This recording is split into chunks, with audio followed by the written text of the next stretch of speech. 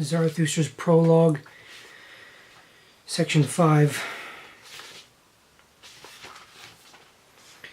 When Zarathustra had spoken these words, he looked again at the people and fell silent. There they stand, he said to his heart. There they laugh. They do not understand me. I am not the mouth for these ears. Must one shatter their ears to teach them to hear with their eyes?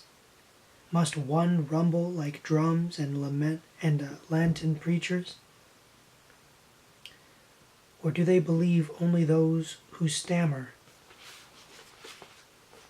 They have something of which they are proud. What is it called that makes them proud? They call it culture. It distinguishes them from the Gothards. Therefore they dislike hearing the word contempt spoken of them, so I shall speak to their pride. So I shall speak to them of a most contemptible man, and that is the ultimate man. And thus spoke Zarathustra to the people. It is time for man to fix his goal. It is time for man to plant the seed of his highest hope. His soil is still rich enough for it. But this soil will one day be poor and weak. No longer will a high tree be able to grow from it. Alas, the time is coming when man will no more shoot the arrow of his longing out over mankind, and the string of his bow will have forgotten how to twang. I tell you, one must have chaos in one to give birth to a dancing star. I tell you, you still have chaos in you. Alas, the time is coming when man will give birth to no more stars. Alas, the time of the most contemptible man is coming, the man who can no longer despise himself.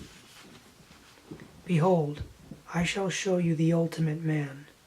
What is love? What is creation? What is longing? What is a star? Thus asks the ultimate man and blinks. The earth has become small, and upon it hopes the ultimate man who makes everything small. His race is as inexterminable as the flea. The ultimate man lives longest.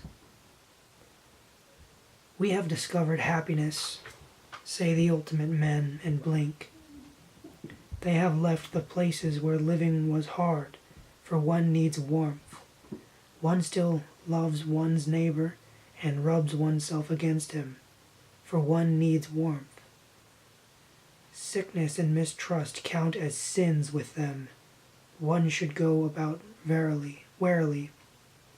He is a fool who still stumbles over stones or over men. A little poison now and then, that produces pleasant dreams, and a lot of poison at last for a pleasant death. They still work, for work is entertainment, but they take care and entertainment does not exhaust them. Nobody grows rich or poor anymore. Both are too much of a burden. Who still wants to rule?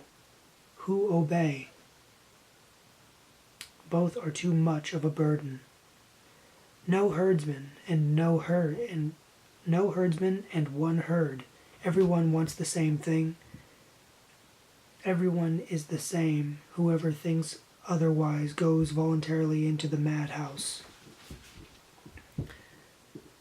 Formerly, all the world was mad, say the most acute of them, and blink. They are clever and know everything that has ever happened, so there is no end to their mockery. They still quarrel, but they soon make up, otherwise indigestion would result. They have their little pleasure for the day and their little pleasure for the night, but they respect health. We have discovered happiness, say the ultimate men, and blink.